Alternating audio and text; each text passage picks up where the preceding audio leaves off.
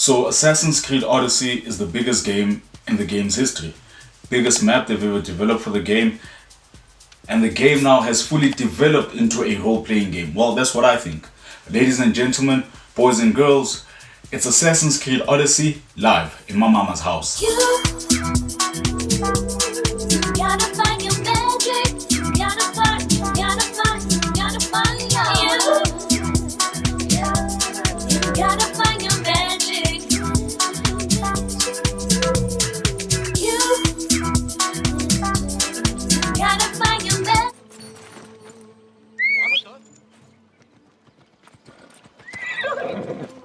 Move!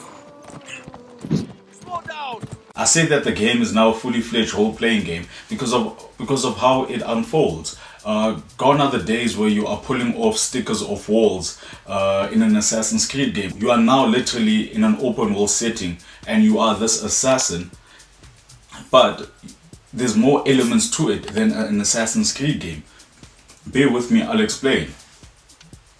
So this is the biggest setting of any Assassin's Creed game, and Assassin's Creed Odyssey is the love child of Assassin's Creed Origins and Assassin's Creed Black Flag. So the two things that they got right in those games. So in Assassin's Creed Black Flag, the battle at seas. In Assassin's Creed Origins, the beauty of the open world setting and how your character maneuvers. But the guys of Ubisoft have taken the good out of Assassin's Creed Origins, married it with the good out of Assassin's Creed Black Flag to give us this really spectacular game in Assassin's Creed Odyssey.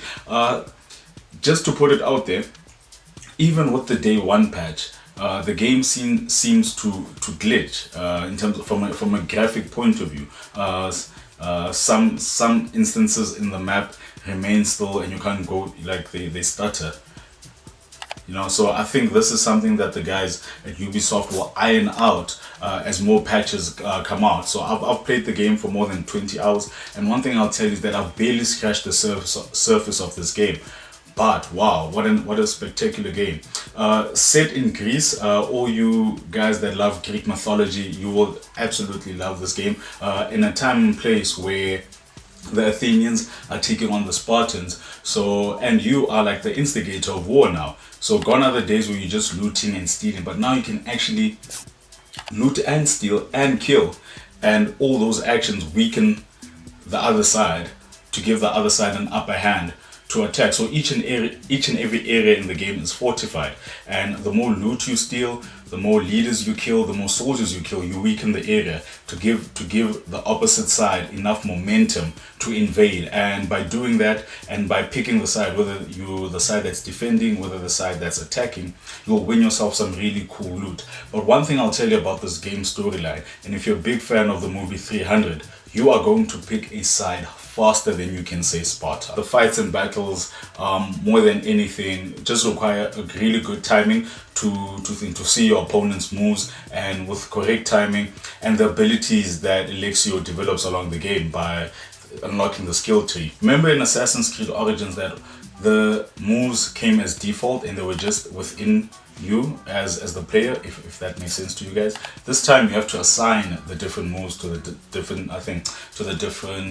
you have to assign moves to different keys on your controller, whether keyboard or controller, and this lets you play the game, I think, maybe to your desire and to what works for you. And if you're not happy with all the moves that you've picked, by simply pressing L3 in the skill set menu, you can reset and do it all over again and pick the different moves that work for you and work for your lead character Alexio.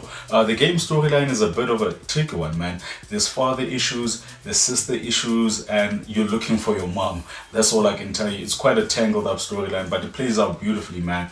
And for a change, you are to a certain extent caught up in the middle of this. So you are now chasing the narrative. The narrative no longer revolves around you being this assassin from 18 what, you know, but now it's the storyline itself revolves around you, and there's certain things that you'll need to do in order to unlock certain truths or certain lies within the game. And now the game gives you the perfect opportunity to play the game's narrative according to you by simply picking an answer.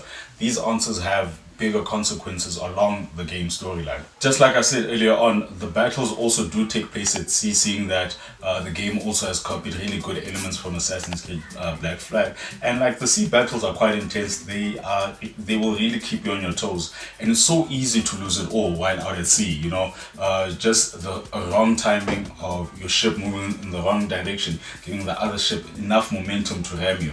You'll lose it. You'll be desynchronized, and you have to restart from your last save point. That makes it really interesting. As we saw in Assassin's Creed Origins, collecting resources is as important as it is in this game. Even more important because now you need resources for your ship. Your ship needs to be constantly upgraded.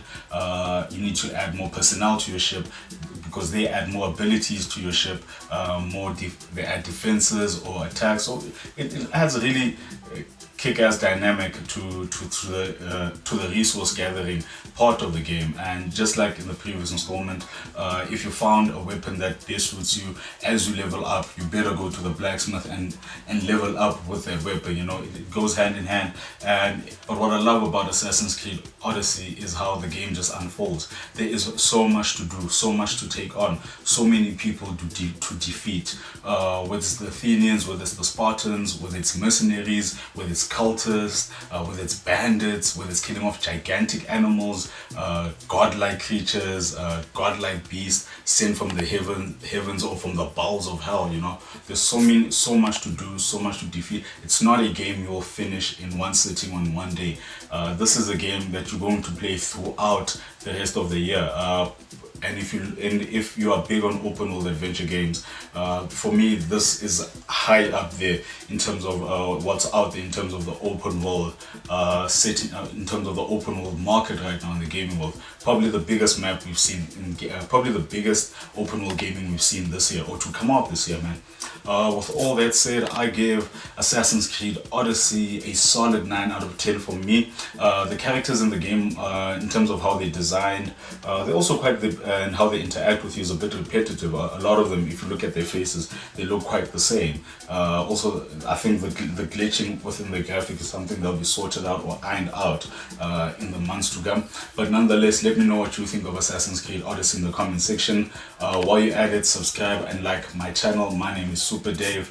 This has been Assassin's Creed Odyssey live in my mama's house. You